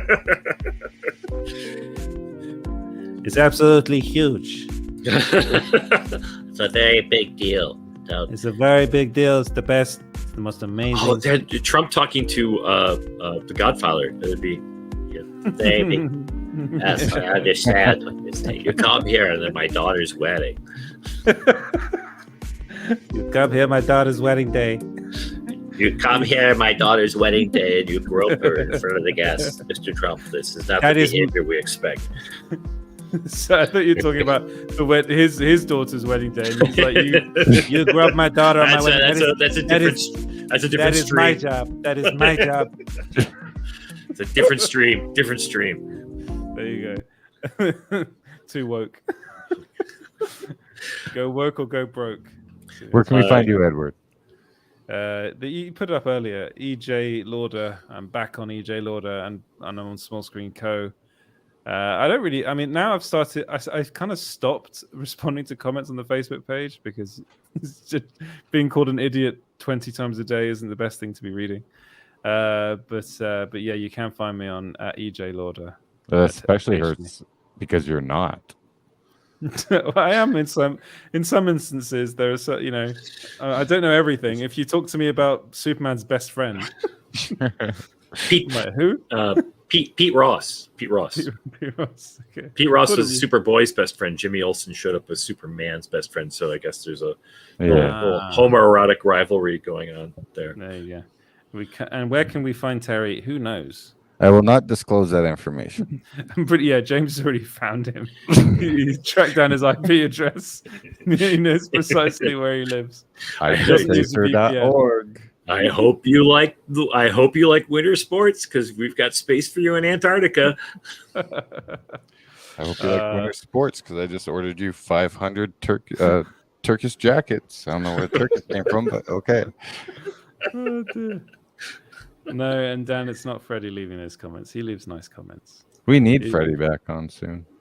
He's very busy. He's always working. He's super cook, super chef. He's a chef in London, in a big restaurant in London. So he's always working. Every time I try and message him, he's like, "I'm at work." I suppose he's a chef. So it's normal. Do you love it? Yeah. He really loves the job. Yeah, he really, really loves it. And he loves being in London. He's actually got to look for a new place in September. I've got to tell him that we can't move in together. Unfortunately, yeah. Freddie, you're hearing it first. He knows now. Yeah. He doesn't watch the stream. Really? Because when he did the Hamada burger, he had the stream on in the background. There was a time, wasn't it? It was him. Yeah, when he was doing that, he did the burger. That was all him. I don't think Sean's ever seen it. Want to see it? No. We want to watch it. Go on, show it. What they were trying to do. Once they said, okay, we got a few subscribers, Hamada burger.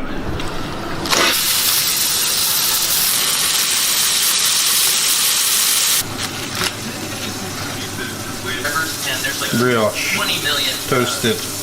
Hamada caramelized onion. Crudité. Lechuga. Hamada burger. Hamada spoon. Salt.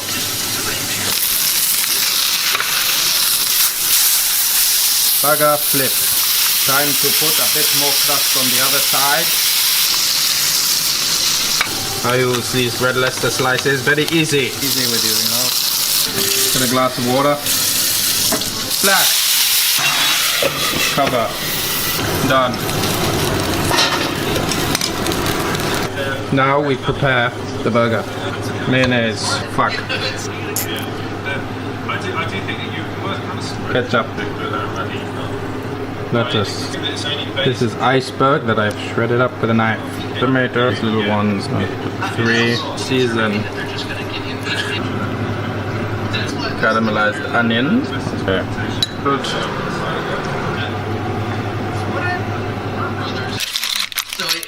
Okay. Some real stinkers there that he was the executive producer of. Hamada burger. Well, technically this isn't the Hamada burger. Technically this is just my burger, Freddie Lauder's burger. Specifically what I was told is that so this is a source. almost all of the DC stuff over to be asked. It has a nice weight to it. The ladder Can hold it in my hand. to try and make like their version Indeed, of yes. you away from the slight snipes. Bon appetit, my friends. Hamada burger. Hamada burger. Hamada burger. Hamada spoon. I was watching intently. Yeah. So he likes to do that. He used to do a lot of those videos and put them on TikTok and stuff. And now what I do is I send him. You can hear the stream in the background. Yeah. A lot of people say we sound very similar. Yeah, when Freddie does that voice, it's that's this kind of similar to the one was my Matt Berry voice. Right. Yeah, Freddie, we missed you. Yeah, we all miss Freddie. Everyone misses Freddie. But that burger looks amazing. He actually he makes the brioche himself as well. Wow. Yeah. Yeah, he's like a 5-star chef. Tell him He's I said pretty- that, even though he's not. Tell him I said he's a 5-star chef. Well, he's pretty good. Yeah, he should. I think that's what he's aiming for, is to work in a Michelin star restaurant. I thought, At the moment even if he he's works. not. I said. Yeah, I thought he was. is a 5-star. He works for 4-star? Ottolenghi. Yatam Ottolenghi. It's in it's in Noppi is the name of the restaurant he works in, and it's in Soho. It's a very good restaurant, and Yatam Ottolenghi is a very well known chef slash kind of. He owns a lot of restaurants. Mm-hmm. Has he met Ramsey? If he meets Ramsey, tell him to call him a donut for me. He doesn't. The more I look at Gordon Ramsay cooking, the more I'm like, I actually think he's a massive fraud. And Freddie did a funny thing when he was watching one of Gordon Ramsay's shows, and Gordon Ramsay was making a cheese toasty, and he actually burnt it. But in the edit, he flips it so you don't see the burnt side. My brother's TikTok was just like, "What? you fucking burnt it." But I understand he was pretty good when he played for the Rangers, though. Well, I think he was in the Scottish Premier League. Yeah. But I'm not sure if he ever played for them professionally. I think he might have been in the under 18 team or something. No, I thought he played. I don't think he ever actually played any professional games for them. I think he was in the younger teams. Yeah. Sorry, Dan said I'll move in if he cooks burgers like that. Yeah, you get very fat. Yeah, he played on the Rangers youth teams. Yeah, he was in the Rangers youth teams. Yeah. Yeah, Freddie can go live with Danzig now. So make sure you tell him that. Yeah, he's actually looking for a new place to live in September. So if anyone lives in London and is looking for a roommate, Gordon Ramsay did get injured and he stopped playing. I feel his pain. You feel, how does it feel? Actually, I played the other day and it was all right. Although I thought you weren't anymore. No, I decided to go, but I can't. It's like a drug. You can't study me. You're gonna tear your meniscus again. Well, do you guys want to see what I did? I don't want to see your training meniscus. session. Who wants to see your meniscus? Here we go. Are you really going to show us your meniscus? I wouldn't have asked for it if you hadn't brought it up. There we go. Hold on. We're going to have to do solo for this meniscus view. It's not the meniscus, but it's this. Oh, dude. It's a friction burn. Yeah. Road rage. Road rash. It's horrible. I went back for one training session and rather stupidly did a slide tackle on an AstroTurf pitch, and yeah, banned for nudity. Oh dear! Really, I can't put this back down. It hurts too much. Oh god! End the show. Here, wait. Now end the show. Yeah. I did it. I managed to get it down again. Oh dear. Yes, don't play football. It's a bad game. Everyone gets injured. Right. And on that note, on that bombshell, I've grossed everyone out. Should we say goodbye? Hey, did you know you guys can watch us in VR? What? Do you get one of us? No. Way too loud, Jake. Why did you make me do this? You're editing so you can watch everyone around you sub. Think, Mark.